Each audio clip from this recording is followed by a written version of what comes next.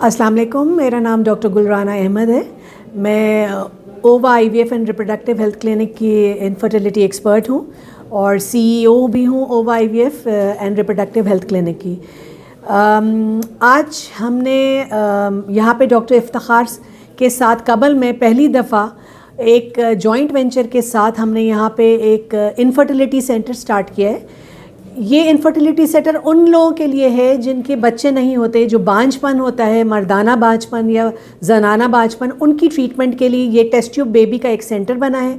यहाँ पे सिर्फ टेस्ट ट्यूब बेबी नहीं होता है, यहाँ पे हम ओरल मेडिकेशन के साथ भी ट्रीटमेंट करते हैं, हम इंजेक्टेबल के साथ भी करते हैं, हम IUI एक छोटा सा प्रोसीजर है वो भी करते हैं और IVF एंड ICSI भी किया है। आज अल्हम्दुलिल्लाह इनके साथ मिलके हमने पूरी ओवा IVF की टीम यहाँ पे आई है, जिसमें हमारे 3 एम्ब्रोलॉजिस्ट हैं, हमारे बायोमेडिकल इंजीनियर हैं, मैं फ़िज़िशियन हुई जो IVF की एक्सपर्ट हूँ, और डॉक्टर इफ्तिखार के साथ मिलके हमने सारे पेशेंट्स के स्टिमुलेशन किए जो ट्रांसवजाइनली अल्ट्रासाउंड के साथ मिलके करते हैं। और फिर हमने आज पहला बैच अल्हम्दुलिल्लाह इस पेरिफेरल एरिया में, जो कि सोच भी नहीं सकता था कोई कि कबल जैसे एरिया में हम एक IVF full fledge centre start किया है। और यहाँ पे हर किस्म की फैसिलिटी अवेलेबल है, चाहे वो IVF हो चाहे वो ICSI हो।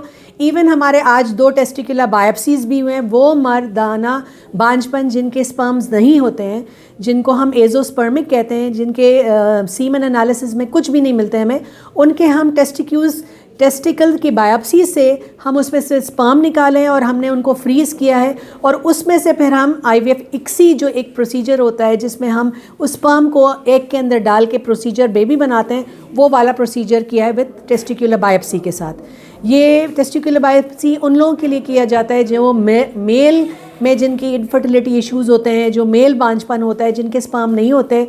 तो यहाँ पे वो सहूलत भी मौजूद है कि यहाँ पे वो बायोप्सी कर रहे हैं, टेस्टिकुलर बायोप्सी विथ फ्रीजिंग, और अगर हमें स्पर्म मिल रहे हैं तो हम उनको फ्रीज़ कर रहे हैं और हम फिर उनका बाद में ICSI प्रोसीजर करेंगे। तो कबल जैसी एक पेरिफेरल एरिया में इतना बड़ा डिसीजन लेना और पूरी टीम यहाँ पे उनके साथ मिल के ये काम करना, it's a very big thing. हम चाहेंगे कि कबल के जितने डॉक्टर्स हैं वो डॉक्टर इफ्तिखार को आगे बढ़ के अपने सारे पेशेंट्स जो इधर उधर सेंड करते हैं, जो ऑस्ट्रेलियन कॉन्सेप्ट हो गया या बहुत सारे इनफर्टिलिटी सेंटर जो इस्लामाबाद में सेंड करते हैं, वो अपने इसी कबल सिटी के अंदर करें, ताकि पेशेंट का आना जाना मुश्किलात जो है वो सारे हल हो जाएं, और बिल्कुल अपने ही सिटी के अंदर वो ये सारी फैसिलिटी जो एक बांझपन का इलाज है वो इससे सब कुछ अवेल कर सकते हैं। यहाँ पे हर किस्म की छोटे से लेके बड़ी सी बड़ी इनफर्टिलिटी की ट्रीटमेंट की यहाँ पे फैसिलिटी मौजूद है। देखें, जोड़े की कॉस्ट जो आपका इस्लामाबाद सेंटर अगर जो भी ले रहा है ना, उससे समझे ये 60 to 70% कॉस्ट है। यहाँ पे जो भी पैकेज है, आपको पता है हर जगह जो पैकेज है वो 7 लाख 8 लाख 9 लाख का है, और हम यहाँ पे जो पैकेज है वो 4.5 से 5.5 लाख के बीच में ये सारा कुछ हो जाएगा विथ फ्रीजिंग। दूसरा किया है कि यहाँ पे KPK रीजन में इनफर्टिलिटी का कितना रेशो है पूरे मुल्क में, बल्कि पूरी दुनिया में जो इनफर्टिलिटी का रेशो है ना वो बहुत हाई होता जा रहा है, और स्पेशली मेल इनफर्टिलिटी का रेट बहुत ज़्यादा हाई है, जिसमें सबसे ज़्यादा जो इश्यूज़ आ रहे हैं वो एजोस्पर्मिया है कि मेल के अंदर स्पर्म्स नहीं मिलते हैं, ठीक है, और फीमेल के अंदर PCOS पॉलीसिस्टिक ओवरीज़ है, एंडोमेट्रियोटिस सिस्ट है, और पुअर ओवेरियन रिज़र्व है। आजकल यंग से यंग पेशेंट जो है ना, उनकी AMH लेवल और FSH लेवल बहुत ज़्यादा कॉम्प्रोमाइज्ड है, वो सब poor ovarian insufficiency and failure की तरफ जा रही हैं, ठीक है। तो हमें इन चीज़ों पे वर्कअप करना है, और देखें इसका 100% कोई गारंटी नहीं है इस प्रोसीजर का। जो IVF ICSI का जो सक्सेस रेट है ना वो पूरी दुनिया में 25 से 30 से 35%, उससे ज़्यादा है नहीं। कोई अगर आपको गारंटी देता है कि हमारे पास 50% है, हमारे पास 60% है, तो ये गलत है, क्योंकि इसकी जो सक्सेस रेट है आपके मेल के जो सारा सक्सेस रेट होता है ना, हर पेशेंट का डिफरेंट होता है। कुछ पेशेंट्स की एक क्वालिटी बहुत अच्छी होती है, तो कुछ पेशेंट्स के स्पर्म इतने कॉम्प्रोमाइज्ड होते हैं कि उनके एम्ब्रियो अच्छे नहीं बनते, कुछ के स्पर्म बहुत अच्छे होते हैं, कुछ की एक क्वालिटी इतनी कॉम्प्रोमाइज़ होती है कि उनके एम्ब्रियो नहीं होते। हमारे पास जो सबसे ज़्यादा फेलियर रेट है ना वो इम्प्लांटेशन फेलियर पे है। हमारे पास एग्स भी अच्छे मिल जाते हैं, हमारे पास बेबीज़ भी अच्छे मिल जाते हैं, लेकिन implantation failure is like 60 to 70%। मतलब सब कुछ होने के बाद, हर चीज़ करने के बाद पेशेंट कंसीव नहीं करता, इम्प्लांटेशन फेलियर हो जाता है। ठीक है। और इसका अभी तक पूरे वर्ल्ड में कोई इलाज नहीं निकला, वरना अगर इसके ऊपर इलाज निकल जाए तो कोई भी कपल इनफर्टाइल नहीं रहेगा। तो अभी तक हम इसके ऊपर सारे पूरे वर्ल्ड कोशिश कर रही है, हम भी सारी मेहनत करें। ऐसा नहीं है कि नहीं होते हैं, पेशेंट कंसीव करते हैं, 100 में से 30-35 पेशेंट कंसीव करते हैं और 100 में से 60 पेशेंट नहीं कंसीव करते हैं विद ऑल दिस प्रोसीजर, ठीक है। और ये नॉन रिफंडेबल होता है, इसमें कोई आपकी फ़ीस रिटर्न नहीं होती है। एक दफ़ा आपने 5-5.5 लाख रुपए दे दिए फ्रीजिंग के साथ, उसके बाद बस ये पूरा वन टाइम प्रोसीजर होता है, ठीक है। और इसमें एम्ब्रियोज़ अच्छे बन जाते हैं, हम बहुत अच्छी क्वालिटी के एम्ब्रियोज़ बनते हैं, लेकिन implantation rate is very high.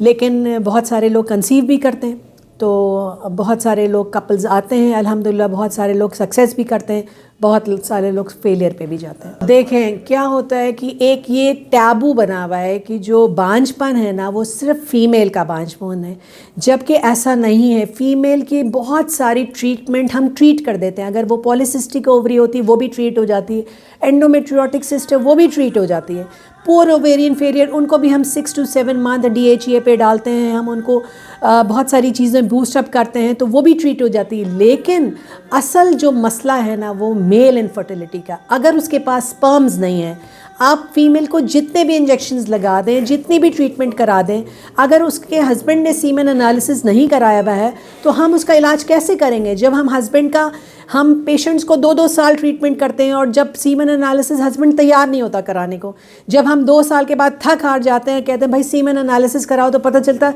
Mail में तो स्पर्म ही नहीं है। तो मैं चाहूँगी कि हर मेल जो इनफर्टिलिटी कपल है उनका सबसे पहले सीमेन एनालिसिस मस्ट होना चाहिए। उससे पहले हम फीमेल को नहीं ट्रीटमेंट पे रखें, पहले फीमेल के ट्यूब टेस्ट करें और हस्बैंड के सीमेन एनालिसिस करें, उनके सारे हार्मोन्स के टेस्ट करें, ये सारे चीज़ों के बाद फिर पेशेंट को ट्रीटमेंट पे डालें। ब्लाइंडली प्लीज़ खुदा के लिए फीमेल पेशेंट्स को ना आप इंजेक्शन लगाएं, ना आप बिल्कुल पैनाडोल की तरह गोलियां खिला दें कि अंडे बन जाए, पता चला उसका कोई वर्कअप नहीं हुआ, बस उसके ट्यूब्स खुले हैं नहीं खुले हैं, उसके मसले मसाइल जो हार्मोन्स हैं वो सही हैं कि नहीं है। तो मेरी ये सारे गायनाकोलॉजिस्ट से ये एक रिक्वेस्ट है कि जब आपके पास एक इनफर्टाइल पेशेंट आए तो सबसे पहले फ़ीमेल के आप ट्यूब टेस्ट कराएं। फ़ीमेल के 5 बेसिक इन्वेस्टिगेशंस हैं, FSH, LH, TSH, prolactin, AMH और हस्बैंड का सीमेन एनालिसिस। जो हस्बैंड अपना सीमेन एनालिसिस नहीं कराएगा प्लीज़ उसको ट्रीटमेंट में ना डालें, उस कपल को ले ही नहीं, और अकेले से फीमेल को ना बुलाएं इनफर्टिलिटी काउंसलिंग के लिए। कपल को एज अ कपल लेकर आएँ और उसको बताएं कि भाई बहुत सारे मसले मसाइल मेल से रिलेटेड होते हैं और वो ट्रीटेबल हैं। सिर्फ एजोस्पर्मिया ऐसा होता है जिनके लिए हमको बायोप्सी पे जाना होता है। बहुत सारे ऐसे मेल्स होते हैं जिनके कॉम्प्रोमाइज़ सैंपल होते हैं, जिनके इतने मसले होते हैं, किसी के माइल्ड होते हैं, किसी के मॉडरेट होते हैं, किसी के सिवियर होते हैं। हम माइल्ड और मॉडरेट को आराम से टैबलेट्स एंड इंजेक्टेबल के साथ ट्रीट कर सकते हैं। मेल बांझपन को भी हम ट्रीट कर सकते हैं, ठीक है। जो एजोस्पर्मिया होता है सिर्फ उनके लिए हम टेस्टिकुलर बायोप्सी में जाते हैं। लेकिन अगर हमें यही नहीं पता चलेगा कि मेल्स के इश्यूज़ हैं तो हम कभी भी सिर्फ फीमेल को ट्रीट करके उसका इलाज नहीं कर सकते। तो हर गायनाकोलॉजिस्ट को चाहिए कि फ़र्स्ट सिटिंग जब करें तो वो कपल को एज अ कपल बुलाएं और उसमें मस्ट है कि मेल का सीमेन एनालिसिस करें। जो मेल्स नहीं कराते सीमेन एनालिसिस उनके कपल की ट्रीटमेंट स्टार्ट नहीं करें।